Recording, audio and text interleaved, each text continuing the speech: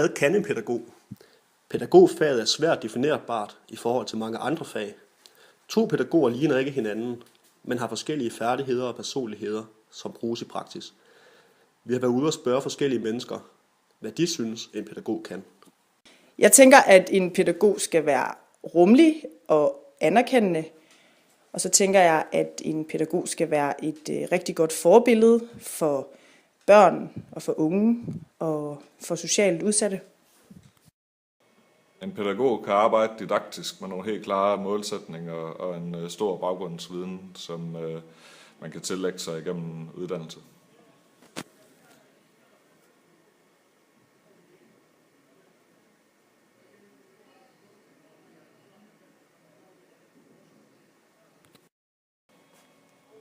Jamen, kan hjælpe med at pege børn i den rigtige retning, eller unge, for den sags skyld, og give gode råd.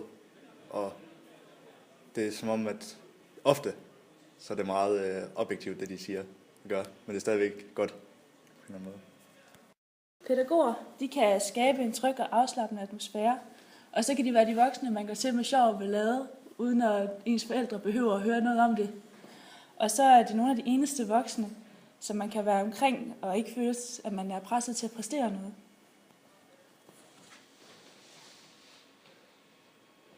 Pædagoger kan hjælpe folk, sådan, det ved jeg ikke. Kan hjælpe med at forstå hinanden, tror jeg faktisk er en rigtig god ting at sige.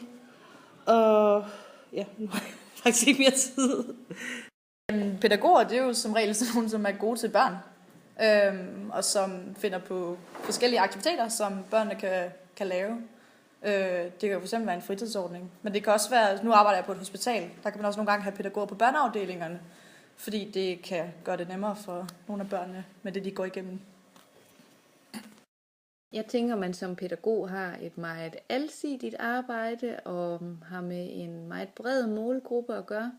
Derfor tænker jeg, at det er vigtigt, at man som pædagog er åben og virker tillidsfuld i arbejdet med menneskerne. Jeg synes, det er vigtigt, at man kan lave noget med børnene, spille fodbold eksempelvis, at man er glad og åben og have godt humør, ja. Det var så nogle forskellige menneskers holdning af det. Vores beskrivelse af en pædagog, det er en, som er mester i relationer. Og den gode relation skal skabes, da mennesker har brug for støtte, refleksion og vejledning af større eller mindre grad, hvilket er vores fornemmeste opgave som pædagog. Hvordan gør vi så det? I uddannelsen lærer vi at arbejde med det hele menneske, gennem flere perspektiver, aspekter og konditioner. Og i vores praktikker, som er forskellige, får vi indsigt i felter som børn, unge, specialområder, såsom handicap og anbringelsesinstitutioner. I Danmark arbejder vi ud fra den nordiske velfærdsmodel, hvor alle har ret til en række ydelser. Dette gør, at man er økonomisk sikret i forbindelse med sygdom, ledighed og i alderdommen. Herunder udgør dagtilbudsloven en stor del af vores arbejde. De fleste pædagoger er kommunalt ansat. Vi arbejder med individet med formål at skabe den gode samfundsborger, som kan værne og støtte vores samfund ud fra de muligheder, de har til rådighed. Vi formidler god kultur til børnene i form af sport, musik, naturteknik og kreativitet. Færdigheder, som vækker interesse og som kan bruges gennem hele livet. I arbejdet som pædagog skal man skabe den gode relation til brugerne, for i fællesskab at kunne arbejde mod et mål. Det er vigtigt at have øje for den enkeltes kompetencer og bruge dette som indgangsvinkel til en fælles forståelse. Dette opnås blandt andet i dagligdagen ved at være observerende og reflekterende på individets og det samspil med andre.